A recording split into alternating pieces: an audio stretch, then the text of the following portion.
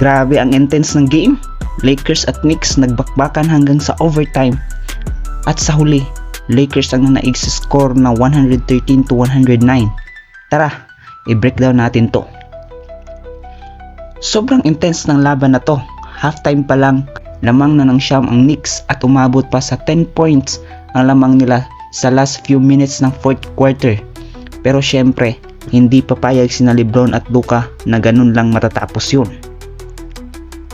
Si Luka Doncic walang takot, nagbuhos ng 32 points, 12 assists at 7 rebounds.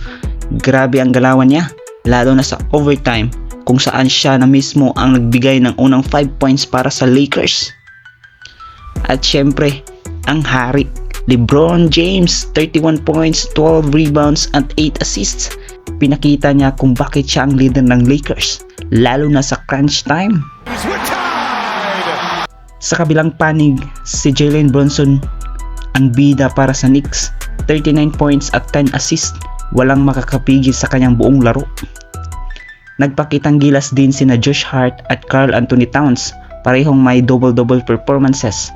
Maganda ang diskarte ng Knicks pero hindi nila na-sustain sa dulo. Akala mo panalo na ang Knicks pero biglang nag-init ang Lakers.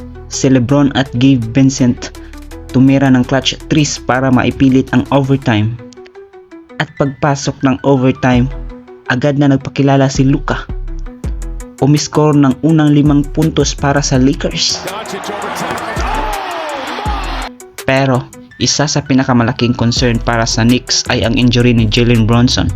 Sa overtime, natapakan niya ang paa ni Austin Reeves at mukhang na-twist ang right ankle niya.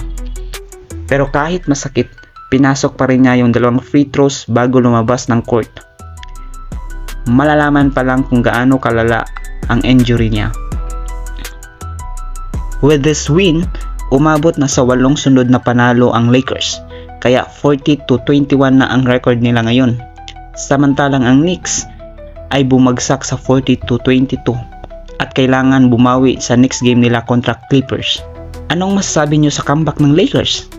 At paano kaya makakabangon ang Knicks kung mawala si Brunson? I-comment nyo na yan sa baba. Huwag kalimutang mag-like, share at follow para sa mas marami pang NBA updates. Kita-kits sa next video.